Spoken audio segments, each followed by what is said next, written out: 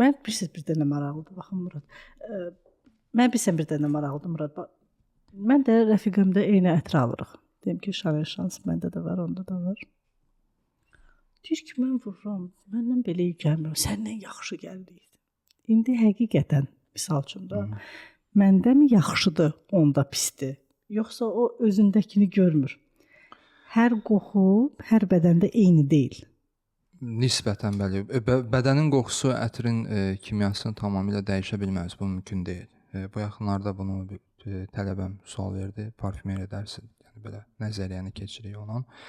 Dedi ki, belə bir anlayış var, belə bir qavram var. Hər ətir, bir ətir hər dərədə fərqli olur. Dedim, o zaman niyə parfümerilərə ödəniş ödəyirlər?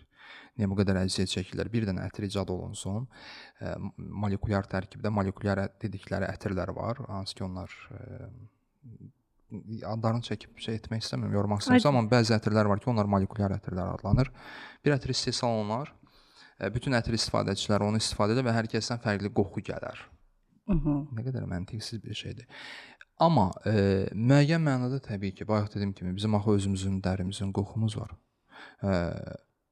Ümumi olaraq bir regionda, bir bölgədə yaşayan insanların bədəninin qoxusu, əgər onlarda spesifik hansısa bir səhhəti ilə bağlı vacib deyil ki, problem olsun. Ola bilər ki, tam tərsi, daha üstün bir sağlamlıq mövzusunda, daha bir hansı mövzuda daha göstəriciləri daha yüksəkdir. Hormonlarla bağlı ola bilər, nə ilə bağlı ola bilər.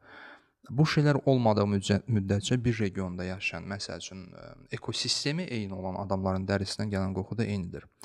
Məsəl üçün, sizin rəfiqəniz Hindistanlı, İsrailli və yaxud da ki, Yaponiyalı olsa və desə ki, məndə başqa cür qoxu gəlir, səndə bu ətirdən başqa qoxu gəlir, o hardasa haqq qazandırmaq olar. Yəni, nisbətən dəyişə bilər. Çünki qitələrin?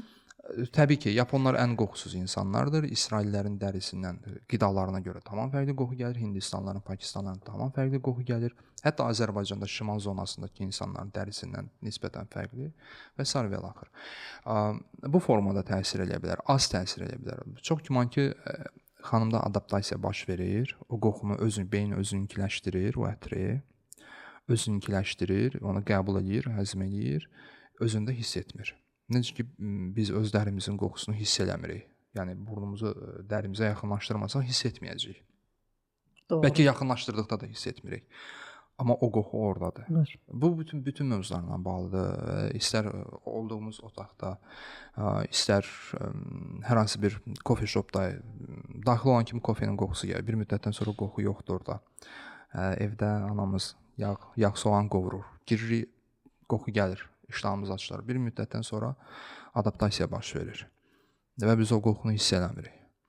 Çox güman ki, rəfiqənizdə də o proses baş verir. Özündə hiss etmir, özündə hiss etmir, sizdə duyduqda hiss edir. Yaxşı, suala konkret olaraq cavab versək, dəyişə bilərmi dərimiz? Çox az miqdarda, çox cüzi miqdarda dəyişə bilər. Dəyişə bilsəydi, hər dəri ətri dəyişə bilsəydi, bizə ehtiyac olmayacaqdı. Bir ətirlə bütün dünyanı qane etmək olardı.